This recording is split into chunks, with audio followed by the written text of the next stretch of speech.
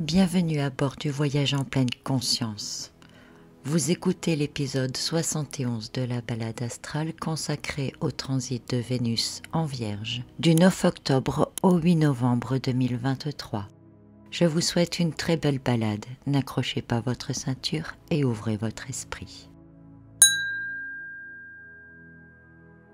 Vénus est maître à la fois du Taureau et de la Balance. Elle représente autant la passion, la créativité, la réactivité émotionnelle brute que le côté charmant, raffiné et délicat de l'amour.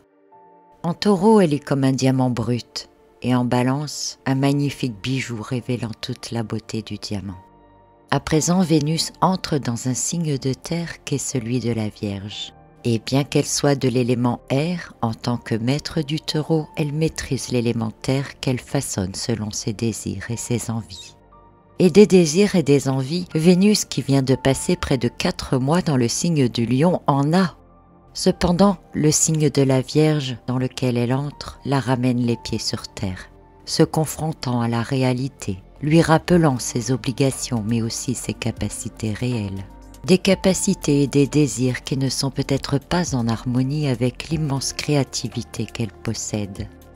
Des obligations et des contraintes qui ne sont probablement pas en accord avec son essence profonde et qui l'obligent peut-être à endosser un rôle ne permettant pas de révéler son authenticité ni sa vérité intérieure. Dans le monde réel, cette Vénus est peut-être loin de ce qu'elle est au fond ou de ce qu'elle aimerait être. Mais Vénus est aussi capable de maîtriser la Terre et de transformer son monde selon ses aspirations profondes. En Vierge, elle déploie aussi de belles capacités d'écoute et de dévouement. Elle offre un amour désintéressé et une aide généreuse, ce que l'on appelle le don de soi. Et son long transit en Lion lui a aussi rappelé sa propre valeur, ses propres envies. Et à présent en Vierge, Vénus sait faire don d'elle-même sans pour autant se négliger, s'oublier ou se sacrifier. Et cela est important, car Vénus en Vierge nous donnera la possibilité de nous affirmer dans notre univers, de nous organiser ou réorganiser en consacrant du temps pour soi-même, pour notre bien-être personnel, pour notre créativité, celle qui ne doit plus sommeiller en nous, mais qui se doit d'être libérée. Se réorganiser, c'est aussi revoir les priorités, ce que nous sommes capables d'assumer ou non. C'est aussi prendre conscience des besoins des autres et de définir des règles claires ou des limites saines. Cela aussi est intéressant, dans la mesure où Vénus entre en Vierge alors que nous sommes dans la saison de la Balance. Une période idéale pour nous réajuster, nous rééquilibrer à plusieurs niveaux. Vénus en Vierge nous rend plus froids, c'est vrai, peut-être un peu plus distants aussi, mais beaucoup plus observateurs. Elle canalise davantage les émotions pour apporter plus de compréhension. Elle permet également de percevoir beaucoup d'intuition et nous donne la capacité d'analyser les situations avec plus de réalisme et d'attention tout en découvrant comment faire certaines choses autrement, en adoptant un comportement mieux adapté ou en changeant de tactique d'approche. Vénus en Vierge adoucit notre caractère et nous rend moins personnels et moins égocentriques. Elle nous invite aussi à prendre soin de ceux que nous chérissons autant que de nous-mêmes, et pour cela, elle peut nous donner l'envie de changer certaines habitudes, de rénover ou améliorer le lieu de vie, ou encore d'avoir les actions nécessaires pour améliorer la qualité de vie. Son élément air la rend ingénieuse pour cela. C'est donc le 9 octobre à 2h57 heure de Paris que Vénus entre dans le signe de la Vierge. Et elle y restera jusqu'au 8 novembre. Elle est en conjonction avec Lilith, en opposition à Saturne, en carré à Uranus, en sextile avec Mars et elle est en maison 1. Vénus est donc dans la maison de la personnalité, nous permettant d'exprimer notre créativité, nos envies et nos désirs. Elle éveille la part de nous-mêmes qui contient toutes nos émotions et nos ambitions. Son sextile avec Mars en Balance permet de réaliser des actions concrètes de changement, d'ajustement afin de libérer cette part de créativité que nous voulons intégrer dans nos vies.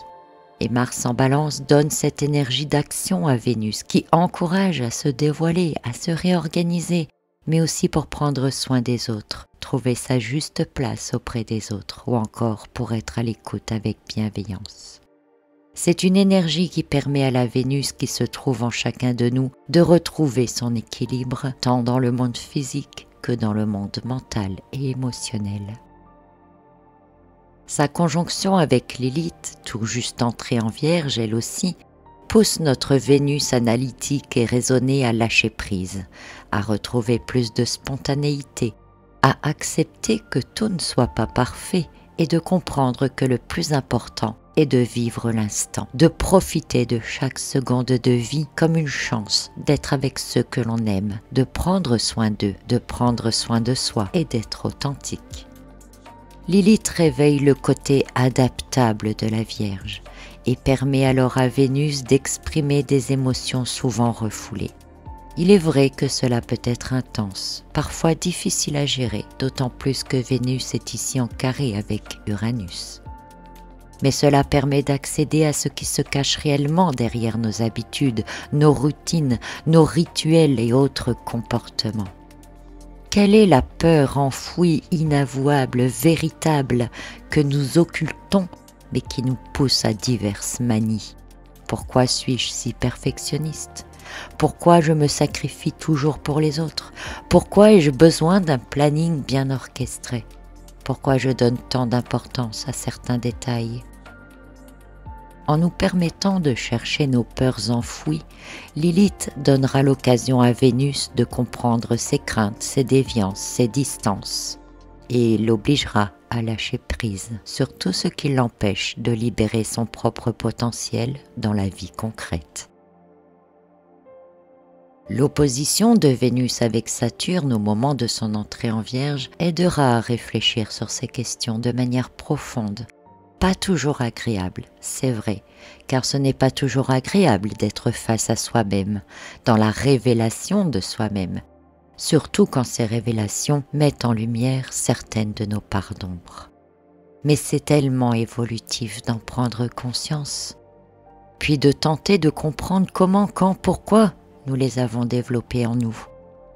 Alors pourra démarrer une phase de compréhension et d'ajustement, de rééquilibrage et de libération face à ces peurs et ces besoins refoulés. Et c'est ce que je vous souhaite le plus sincèrement du monde. Merci d'avoir écouté ce podcast en pleine conscience. Je vous retrouverai bientôt pour d'autres épisodes.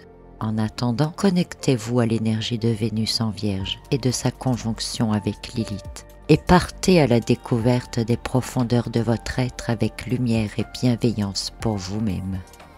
Observez chacune de vos manies, habitudes, manières dont vous vous occupez de vous-même et la manière que vous vous occupez des autres.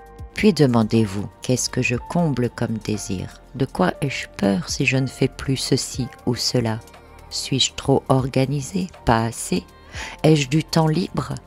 Sur quoi ai-je peur de perdre le contrôle? Et pourquoi?